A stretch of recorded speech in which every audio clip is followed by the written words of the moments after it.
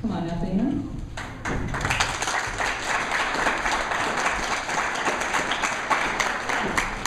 Watch the boards. And Mr. Scott Jameson.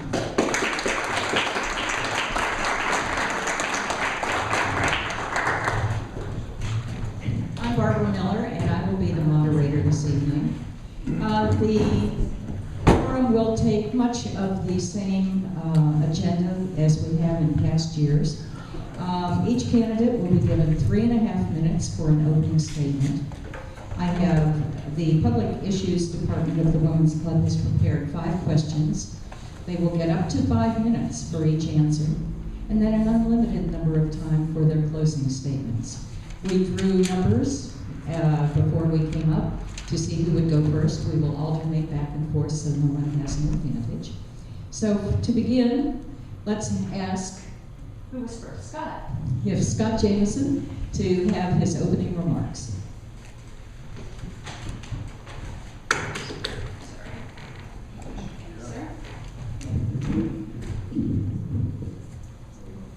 Good evening, folks. I'd like to thank Ms. Miller and the Women's Club for hosting, and I'd like to thank you all for being here tonight. This is an important election. Current economic times dictate that members of the commission be prudent in their decisions on issues that come before them. With that in mind, deciding who you choose to make these decisions is an awesome undertaking. It is the election process that helps define who we are as a society. Tonight's meeting is an opportunity for you to gather information and to judge our qualifications of the 2 people running for this office. Let's get down to business here. I'm 55 years old. I've been married for 32 years to my beautiful wife, Lynn. We have 3 kids. We attend the family church in Jonesville. Our 3 kids are Scott, Lindsay, and Rebecca.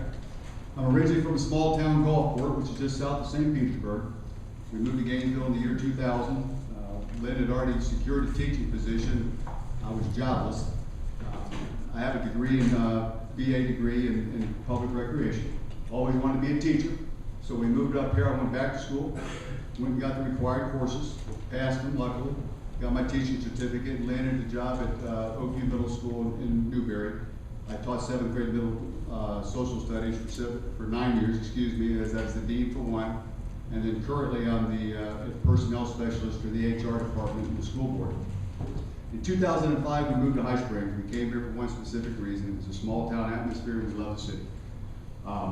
I've grown up with that, and this is what I was comfortable with. We liked the fact that my daughter, Rebecca, could walk from the middle school, go to the library. We didn't have to worry about her safety. We also became involved in the mere fact when we got up here is we got heavily involved in sports. And this will be important when we talk about in a minute, as my daughter played it, and I served 2 years on the Recreation Advisory Board. Leads us here tonight. I've been asked several times over the course of the last couple of weeks, why are you running? Well, my answer was, why not? This is where I live. This is the town we love. I'm concerned over the future of our city. We're currently at very tumultuous times. Tough decisions have to be made. We're asking families on a daily basis to make tough daily decisions on budgets, and the government should not be any different. Excuse me. As our city moves forward, I'd like to be part of this process and have input into decision making. That lends the question, what do I have to offer to this position and to the residents of High Springs? When looking at a candidate, you ought to look at all of the credentials, life experience, education, and private business. As I've already stated, I've been married for 32 years and have a wonderful family. My father was a Depression baby. He was a World War II vet, and he was a private businessman for 43 years. I mention this to give you an idea and a glimpse into my background. My father's values are my values.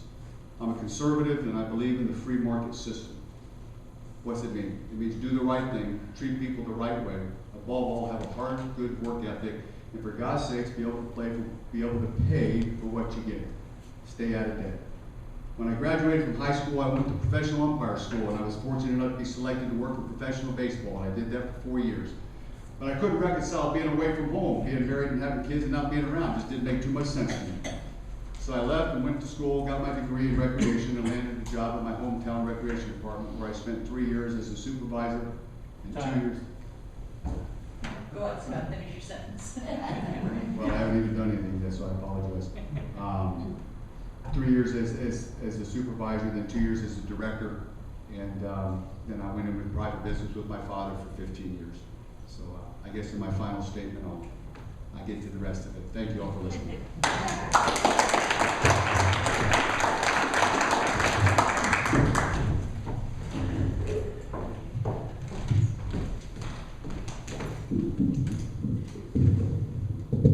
I talk? Okay. Good evening to all of you. First of all, I'd like to thank the Women's Club for having us tonight and giving us an opportunity to speak to all of you, and I thank you especially for coming. I'm here this evening to introduce myself, state my qualifications and my past work experiences. I feel this will make clear why I feel I'm qualified to serve in this city's commission. Although I'm retired now, just recently I embarked on a new enterprise called vacant. I'd like to spend the rest of my time sharing with you my accomplishments, which I'm very proud of. I was born and raised in Florida, spending most of my growing up years in Jacksonville, Florida. During my college years, I majored in business. My vast career experience has been an education in itself. It has taken me to all four corners of our great nation. Post-college, I worked in the private sector in a variety of fields, such as an executive secretary, manufacturer's sales rep for the Gillette Company, a design consultant owning a decorating and design business of my own in Jacksonville. I was also a flight attendant for TWA Airlines based in New York City and flew out of Kennedy International Airport. My employment has been in both the private and the public sector. One of the areas I particularly enjoyed and am real proud of in my public work area was with Senator Ed Gurney and his law offices in Winter Park, Florida. One of the things he encouraged me to do before registering to vote was to read the platform of all the parties and then make my choice on how to register, not just to vote because Aunt Mary or Uncle John said that was the person to vote for. This has been my template for decision making most of my life. First, read all the material, base my decisions on what is factual and true. It's a decision of intelligence rather than emotion. Most of my career has been with the federal government. I have worked for 6 governmental departments, starting in the order I worked. Department of Agriculture in Clarksville, Georgia, the Department of Defense with the United States Navy in Jacksonville, and at China Lake, California. The Department of Treasury, IRS in Jacksonville, the Department of Transportation with the Federal Railroad Administration in Jacksonville, the United States Air Force in Albuquerque, New Mexico, also the Department of Energy in New Mexico, and at the Rocky Flats Nuclear Facilities in Colorado. The final years of my career were with the Navy in the Weapons Center, laboratories and weapons testing site in China Lake, California. Some of my areas of expertise are, I was a supervisor and administrator for a weapons division of 250 people. I was one of the division photographers of our weapons systems. The equipment specialist administrator, handling programming and setting up a computer system to control all the inventories of over 5,000 technical equipment as well as recycling of old and new. I'll complete the rest of mine again.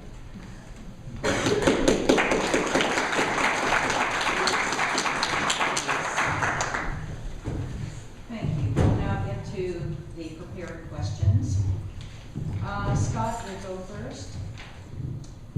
Are you in favor of keeping the city manager/commission form of government? If yes, why? If no, what form would you propose and why? I'm in favor of the city being a form of government, and I think it's important to understand the difference between the two. If you go to a mayor form, commissioner form, what you do is you politicize the process. And all of a sudden now you have your paybacks within, just like in any government agency. What you want to do is, if you have a city manager, the city manager needs to be apolitical for it to work.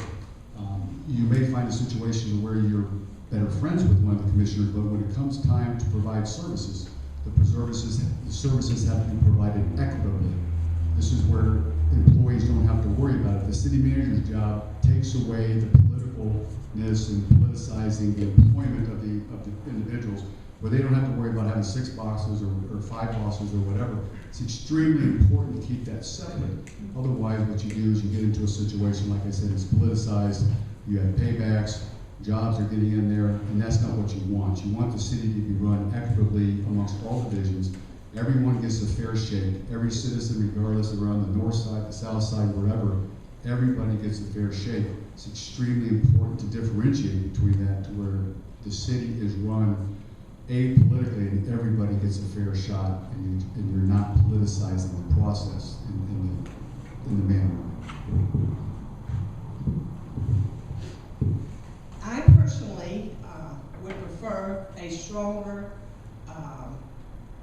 communication, a form of government where the commission had a strong input into how things were run, maybe along with a city manager, but we worry too much about political. Personally, I am a very strong opponent of voting. I'm always waving that flag. And when you have a government set up where you have all the power under one person, and that's what it is, it's power. Look what happened to this beautiful city in 2003 when Mr. Drum came forward. He built an empire here. He built an empire. You don't have to think too long to figure that out. We have a small city here. We were paying people salaries that were way beyond what they should be paid according to what this city can afford, and I just don't go along with that. Plus, the fact, when you have so much power within one person to make that decision in your city manager, you take away your vote, all of you out there, a lot of the input that you would have, because as a city commissioner, I've never been one, but I know some, and a lot of the times the people, that's who they go to. You campaign out here, I've been campaigning now for 3 weeks, I've been talking to people, they say, when you become a committee, if you become a commissioner, then this and this is what they're going to be coming to you, asking you questions. And if you have no power to find out information or or to say, you can go to this person or direct, it's not a matter of the city manager, the form of government needs to be under the city manager, because you don't have 4 people or 5 people telling the city employees what to do. I think we're big folks and we can figure that out. So I'm just not in favor of all the power being in one office, in one person's hands. I want the people of this city who vote for me to have a say, and they can have that say through me. You can rebut, sure. I want to make sure we understand power isn't in one person. If you do it, the city and the council people, they can solicit information. What I'm talking about is the council can't direct the individual's job. You can't have that. You can't have this in there, because you got evaluations that got to come down, and I got to evaluate the city manager. I evaluate the city manager on his or her ability to assimilate and disseminate information and give it to me. The mere fact to say that the power is in the hands of one person is you're basically saying then that the commission doesn't have any. Contrary, you have the voting system which is in there, and you can do it.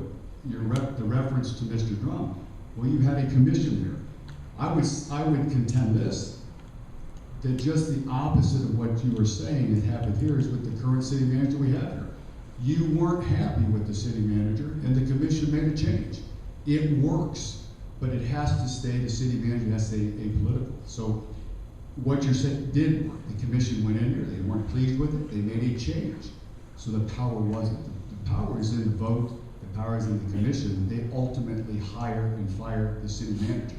That's where the power is, not in one man. The city manager only derives the power given to them that the council gives to that city manager. Ms. Carter, did you want to say anything? You get 2 minutes. All right, thank you. Mr. Jameson, you're going to go first this time for question number 2. I'm sorry, Ann, you'll go first this time. Please keep me honest here. The question is, events that happen within our city government have generated much media attention. Tell us how you feel about this media coverage. Does it bother you if there is private filming or recording during public meetings?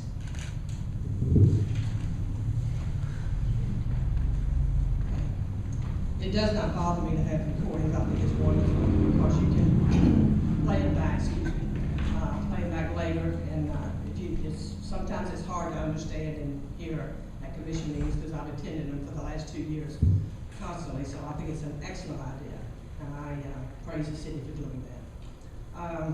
As far as the ugliness, is that what you said? I'm asking about, let me read it again so there's no confusion. Events that happen within our city government have generated much media attention. Tell us how you feel about this media coverage. Does it bother you if there is private filming and recording during public meetings? Okay, well, I've answered the latter part of it. Well, you answered about how all meetings are recorded by the city. I'm talking about private. If someone has a tape recorder and brings it to a meeting. Oh, okay, excuse me. Thank you for clarifying that.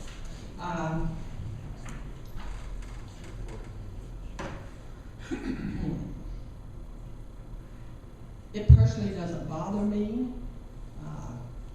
I don't know why it would be appropriate, other than maybe the newspaper, but a private citizen recording the meeting and filming the meeting, I see no point in it. As far as the way the media has publicized in the paper about High Springs, I strongly object and am embarrassed, and think it's a disgrace. One of the problems previously, as I saw it in this city, was the newspaper was very biased. They reported one side only. And if you weren't on that side, no go. You didn't get any, and then one of the newspapers in the area allowed the blog, the things to be published on their blog, and some people have told me, well, Ann, that's quite an open, the blog is open for people to discuss. But if I owned a newspaper, I would not have published or allowed the blog that was published on the local newspaper in Alachua County, the city of Alachua, to be on the computer. It was awful. It was crazy and unnecessary, mean, slothful. I could go on and on. So no, I think freedom of speech is good, and a good debate is great. We all have our opinions, but that type of stuff ruins what we're trying to do here in the good spiritedness. I feel like for some time it's been like the Hatfields and the McCoys around here, and I'd like to see that stop. We all have a right to go to church where we want to worship the God we want to worship, without somebody making some nasty, snide remark. It's just ugly, just ugly. I'm not used to that kind of stuff, and I wasn't raised that way, and I came here because within an 80-mile radius of this city, my family lived. And I came here as a young child and enjoyed it, and found this to be a lovely, beautiful place with great people. I've been, like I say, campaigning for the last 2 or 3 weeks and have met some fantastic people. And I'd like to see that return. There is compromise that can be done. So I just feel real strong about the ugliness needs to stop. I think if you're going to be in politics, you better expect that you're going to get coverage. I'm a teacher. It's amazing how students behave if there happen to be a video or an audio. It's amazing when you put something in there and they know that somebody's watching them. I have no problem with somebody doing it. It's transparency. I would tell my students, do the right thing. It's real simple. You do the right thing, you don't have to worry about anything. If the implied message there is, if I don't have audio in there, I may say something I wouldn't say. If it's in there, we got a problem. If I'm going to behave differently, if there isn't a camera in there, then there is. We got a problem. We're adults. We should be able to go in front of the dais and sit up there and represent the people. And it should not matter whether there's a camera or an audio or anything else. We need to be respectful. And I would agree with Ms. Carter as far as the acrimony and so forth. But as far as the ability to do it, we're in America, for God's sakes. If somebody wants to bring it in there, I don't see any issue with it because everything's transparent anyways. So I don't know, and I know that the papers have written stuff. And I guess I would say politics is a dirty game. Do I agree with it? Should there be both sides of it? Yeah, they should probably do the both sides. But you can't be in this business if you want people to say how nice you are every day. You can't be in this business in politics if you want somebody to come up and tell you I love you every second. There's going to be a lot of decisions made that people aren't going to agree with. They like you today, and tomorrow they're not going to like it because you cast a vote on Tuesday, which didn't go their way. It takes a tough skin, and I know the commissioners out there understand what I'm talking about. So, no, I would say I have no issue with it. This is who I am. People who know me, this is who I am. I'm going to say the same thing if there's a camera or video on or not. And I think to imply otherwise, I think is wrong. Well, I'll address some of the other things that have a different topic. But no, I don't have an issue with it. I think the more transparency, the better. You all should know that when your people are up there talking and casting a vote and discussing, you should know what they're saying. Thank you.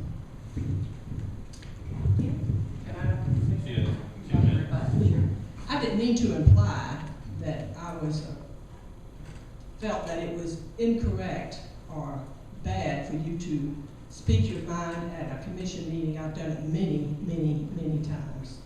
But I was referring to and directing my comments mostly to the ugliness that I have witnessed at the commission meetings and outside of the commission meetings that were totally unnecessary. Scott? Question number 3. Scott, you will go first.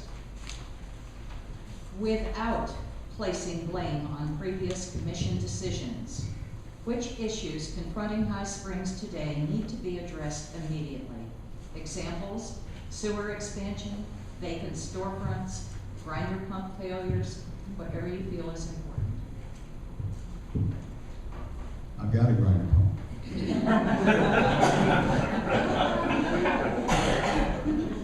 I think that's probably enough said. Isn't it?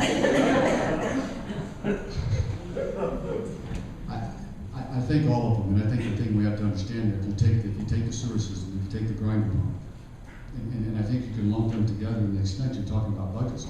Everything else is irrelevant if you can't pay for something. And if you have a certain amount of money going out, which you're going to have to, and we talked about this at the workshop, which I attended and it was great, you're going to have so much money obligated to go to repair these things and for sewer that these other things become secondary. You're not going to be able to do it. First and foremost, we're going to have to decide on the sewer system and what are we going to do. We're embedded into it. We've already got so much money into it that we're going to have to figure out a way to do it and do it at the most economical way possible. I don't see how you can back out. Now, let me say this. I don't have all the facts like the current commissioners and people have. I don't know all the facts. And folks, if I don't know something, I'll tell you. I'm not going to shoot a line of junk or so forth. I'll tell you. The storefront, I think what you're talking about here is you're talking about economic development and there again, I'm going to talk about it at the workshop. They did an excellent job as far as changing the atmosphere. Storefronts are fine, and they're going to do good, but if we're going to exist, we're going to have to increase the tax base economically and business-wise. We're going to need manufacturing and light manufacturing coming in where they're going to hire people, and then they're going to bring in jobs, and they're going to come in and God bless the stores over here, and we do it, but what you're going to see on something like this, you should see money circulate. You're going to hire 3 or 4 people. All the money is going to do is circulate. What you need to do is bring new money in, which means you got to bring in some sort of industry, and it's light manufacturing, and bring it in, go out 441. Otherwise, the money just circulates within, and that doesn't do anything. We have to increase the tax base. We're a small city. We're a small city. Our tax base property values aren't going to do it, so we have to be willing. We have to be creative. The city manager has to be go out there and advertise, people have to know that if you're gonna come to High Springs, and let me say this, and I'm hearing this, and I'm really pleased, I'm hearing the sentiments from the commission, which we're talking about, is they're willing to do that. But people have got to know that this is where to come, but we have to increase it from a business standpoint. I hope nobody owns one of these, and I'm not saying don't worry about the downtown or the small business, don't take it the wrong way. I'm just saying that's not gonna raise the property value, and that's not gonna raise taxes, that just circulates money. We gotta increase the tax base, and you do that through light industry manufacturing.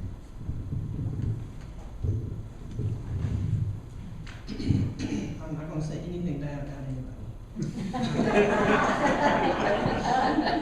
But some thoughts I wrote down about the sewer system. I also have a grinder pump, and I've had no problem with it. And that's because I'm very careful with it. I don't put things down it that I shouldn't put down it, and so forth and so on. But there are some problems that I anticipate having with a grinder pump, and the system in general.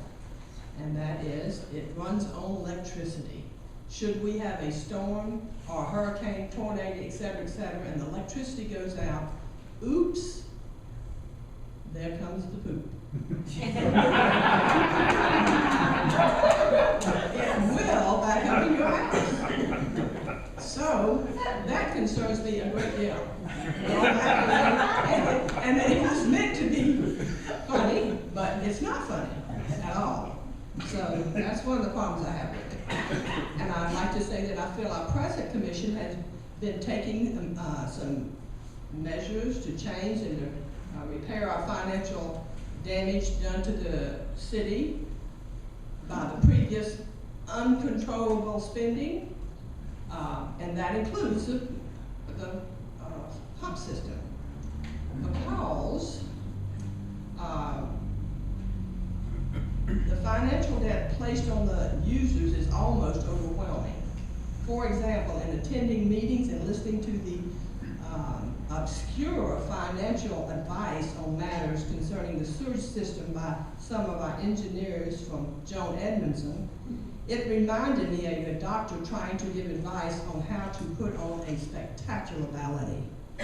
Engineers give engineering advice, but when it comes to paying for it, you need top-notch number crunchers to make the decisions as to how you will pay for it. Or at least pay close attention to those who are repeatedly saying, how are we going to pay for this? A few other priorities I have in governance of our city would be the water, and our fire department, and our police department. I definitely would want us to get our call center back from the county.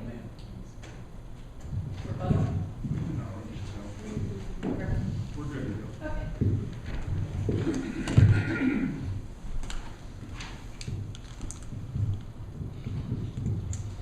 And you'll go first this time.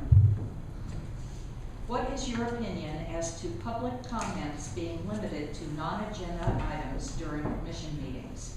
Should the public be allowed to speak on published agenda items as well as non-agenda items? I think when it's appropriate and time is allowable, I think it's always healthy and good for communities to speak on all matters, whether it's on the agenda or whether it's not. But here again, we do have leaders, and they're conducting the meeting, they know what's on the agenda.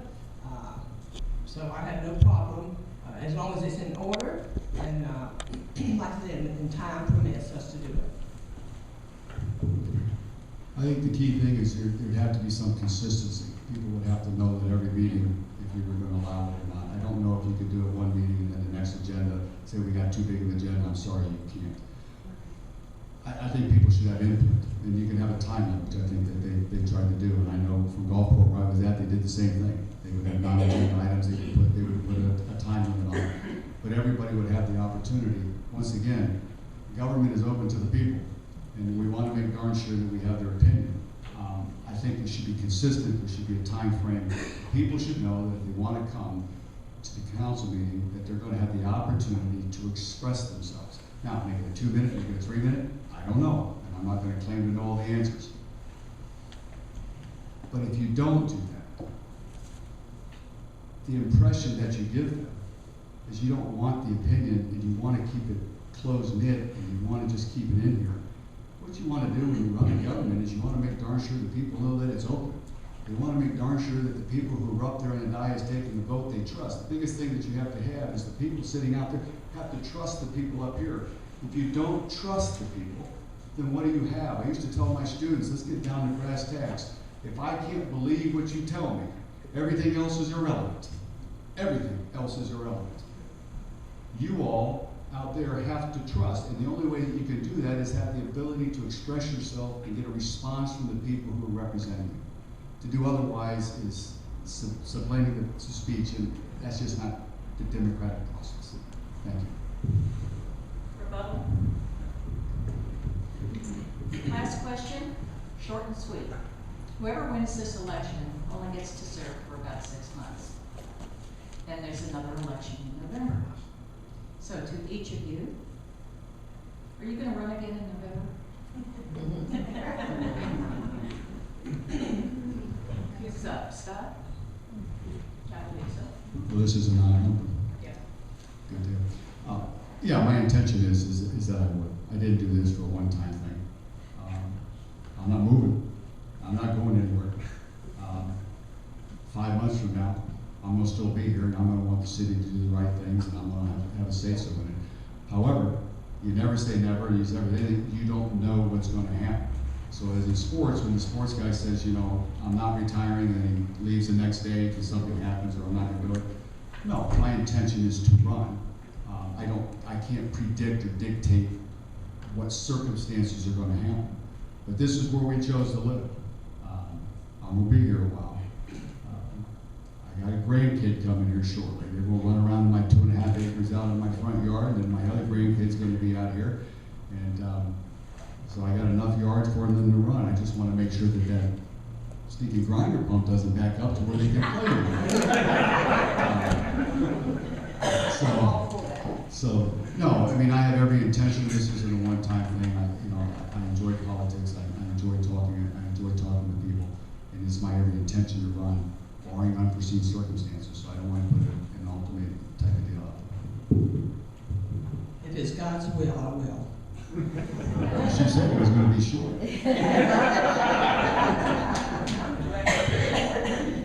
All right, that's all the questions that we have prepared this evening. You may now have your closing statement, and you may speak for as long as you want.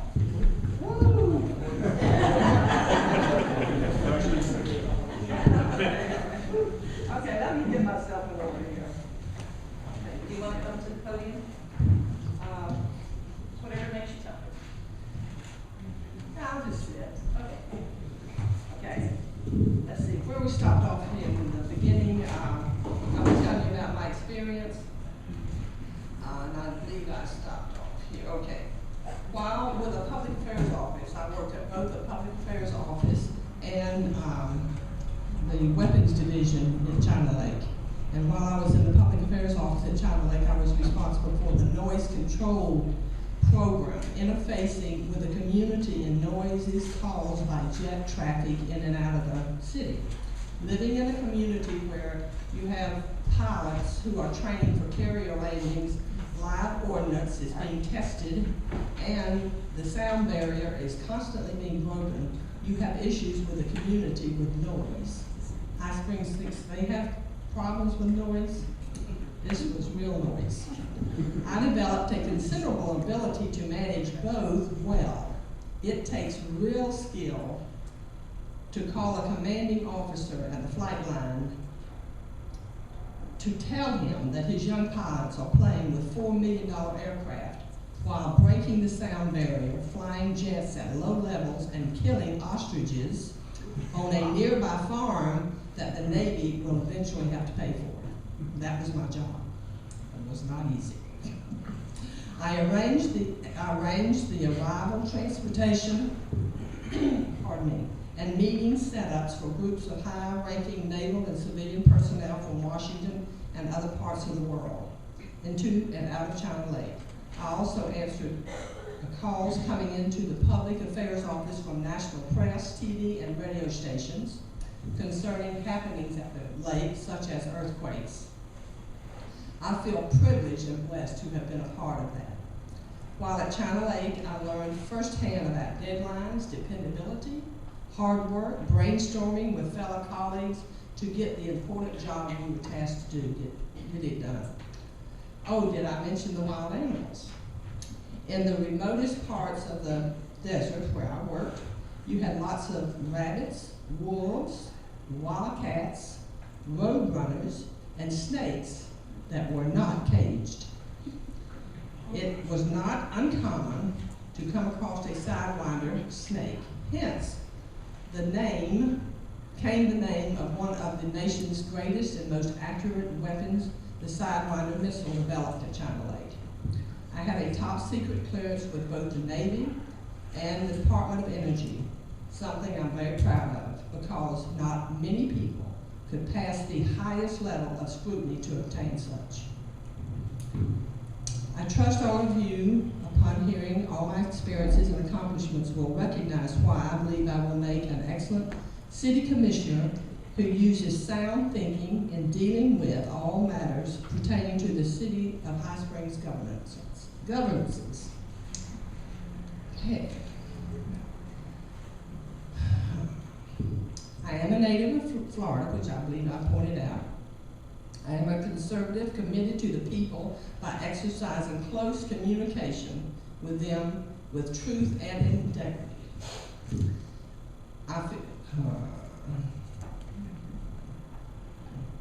I believe I've mentioned a few of my priorities and governances of the city would be the sewage system, water, fire department, and police department. I have heard stories from people who have tried to open businesses in this town that it took over 30 days to get a permit. If there are issues that need answering when a person is applying for a permit, they should be answered quickly and respond back to the prospective owner. Also, good advice and suggestions given to the prospective business owner may be in order as well. In other words, to help them. Fiscal discipline. I would like to see an emergency fund established for possible natural disasters that may occur during a hurricane or tornado, possibly some types of evacuation or shelter for people who do need help. Many of us could go someplace, but there are people in the city that would have no place to go. If we have a loss of electricity in the city for days, what plans do we have in place to take care of our grinder pumps? Need to have funds set aside for repairs and maintenance of equipment as well as eventual repairs for our city-owned buildings. These are the goals we need to set in place, and until we can, we don't need to be purchasing items for this city that we can do without for a while till we clean up our financial problems caused by unwise financial decisions. No more fluff till we can take care of the necessities. As a commissioner, I would like to know the job descriptions, who handles what in our city, so that when I might be questioned by a concerned citizen, I know who and what department in our city to look to. Of course, I'm fully aware I need to go through our city manager at first, what with our present city government setup. Thank you for your attention. Give me your vote on April the 10th in Precinct 20, and I'll give you your money's worth in time, commitment, and the truth.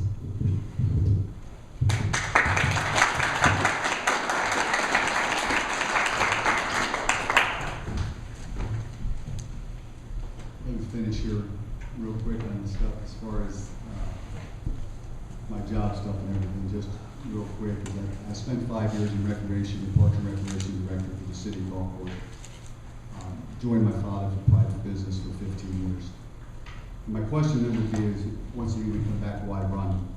And I think the skills and the attributes that I can bring to the commission are threefold. And I think it's important and relevant to this job. Public and private sector business experience and people skills. When I was the recreation director, I was responsible for creating and managing a budget for the Parks Department and the Recreation Department. I was also in charge of the personnel, where I had to hire and fire personnel in both of those departments. I had to evaluate the personnel with this bid, and I had to work hand in hand with the city manager. I had to sit and go in at the yearly, get my yearly evaluation each year. Found out that if I didn't spend the money the previous year, I didn't get it the next year. So I learned that real quick on how to manage money within the government. Excuse me.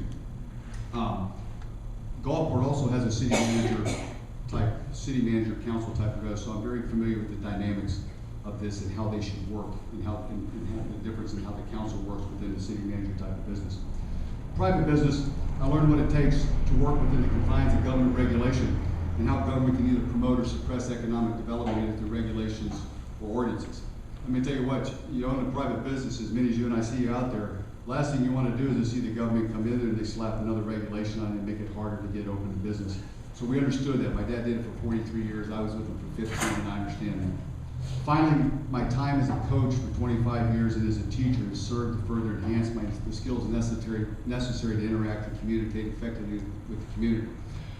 Understand this one here is talking to people. And when you teach and when you coach, that's what you develop, is the ability to talk with people. This is an important election. Hard decisions are going to have to be made. Very hard to be made. In closing, I'd like to address a topic that somewhat befuddles me. And I'm real serious on this. This is a real wonderful community. Yet a lot's been written and said lately about the competing sides in the community, some of it downright personal. The result of it is just tearing the community apart. When I made it known that I was going to run for this office, to my surprise, my name entered into the fray. I couldn't understand why.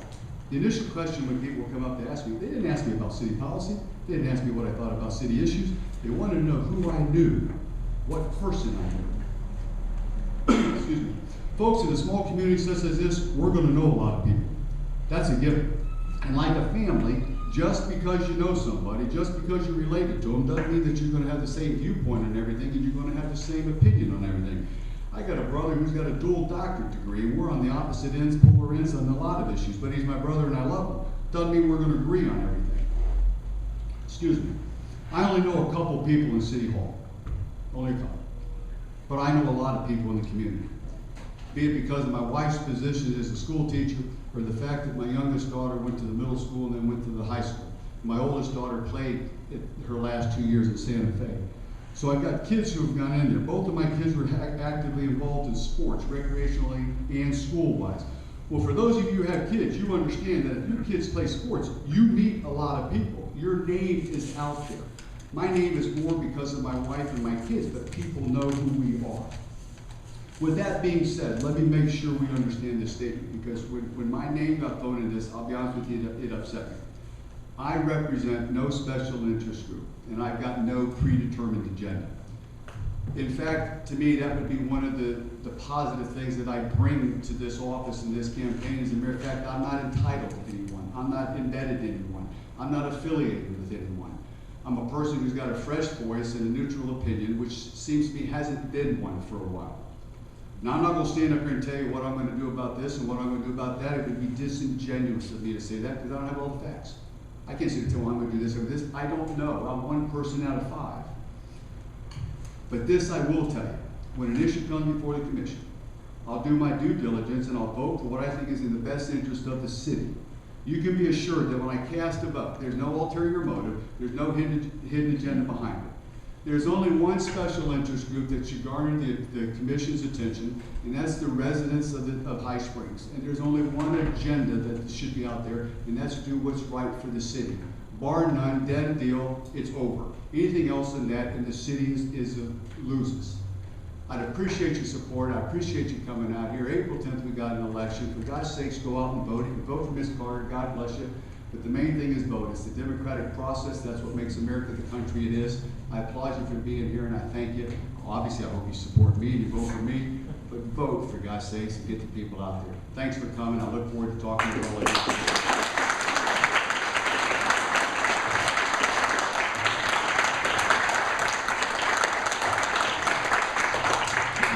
I too would like to thank everyone for coming out tonight. thank our candidates both for all your input. And let me just reiterate, get out and vote on April 10th. I think it's very important. Can I just say one thing? No, you're done.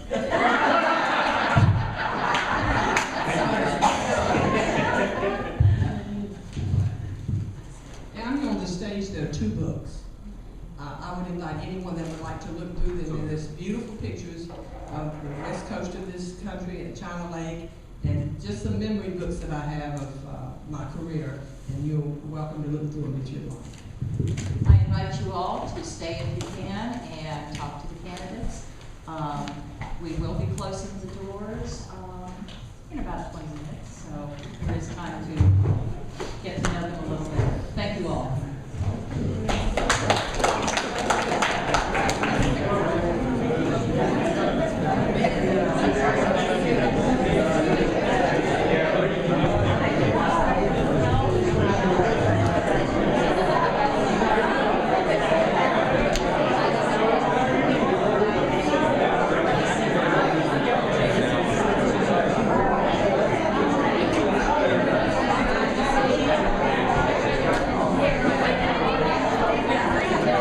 I'll see you in the morning, Tom.